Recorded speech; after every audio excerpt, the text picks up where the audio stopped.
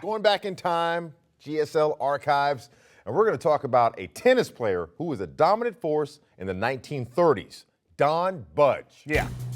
For those of you unfamiliar with Don Budge, his record speaks for itself. He won 6 majors, including 2 Wimbledon championships and 2 U.S. championships. Murph, that doesn't put him in the top categories of great ones in the tennis world, like case in point, Nadal, Federer, Serena. They all had 20 or more championships. 6 is not what I would call spectacular. All right, well, there is a reason for that, my friend. It's very simple. Tennis was not an open sport back then. If you wanted to play the majors, you had to be an amateur. So Budge won all 6 of those titles by the time he was 23 years old. Then he had to turn pro to make some money. For an aristocrat like yourself, maybe you would have kept playing amateur style, but for other guys, no, it's about the cash. Well, first of all, kudos to you for understanding my aristocracy and for your outstanding research, or should I say kudos to Farzy for hooking you up.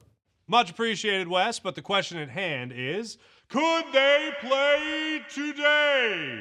Yes, zero doubt. And not only could he play, he would be a superstar. Huge serve, huge backhand, first ever to win the Tennis Grand Slam in 1 year, 1938, which, as you know, Wes, is Wimbledon, French Open, U.S. Open, and the Australian Championship.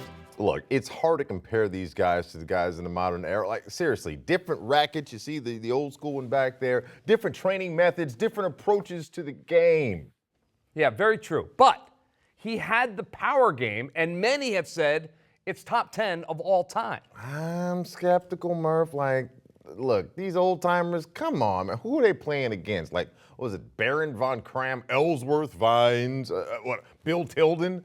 They all sound like bunkmates at a New England prep school. I'm sorry. The best athletes weren't playing tennis back then. To use your term, they were aristocrats who played a set and then drank a spot of tea. How wrong you are, Mr. Wesley, because Budge's father was a pro soccer player in Scotland. He then moved to the U.S. The Budges were far from aristocrats. In fact, they were much more blue collar. It does not fit your preconceived notion of the way tennis players were back in the day. As I say, I'm skeptical. Federer, Nadal would have torn him apart. Bye-bye, Don Budge. Yeah, well, one thing you can't deny is that he did not lack the confidence of a champion. Here he is on GSL comparing himself to Rod the Rocket Laver, who won 2 Grand Slams back in the 1960s.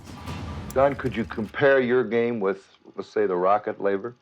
You know, when Rod won his Grand Slam, I played him the week before up at Grossinger's in an exhibition match, and we managed to split sets. He won the first set and I won the second, and he really didn't do anything to bother me. I mean, there was nothing that he did that I couldn't have some kind of an answer for. So I think, you know, I was way past my prime at that point, and we were both trying, and I think that was a pretty good indication that if I played Rod in my prime, I really feel that I might have had an edge on him. Now, I like that. Budge with some old school tennis trash talk. All right. Maybe I got it wrong. All right.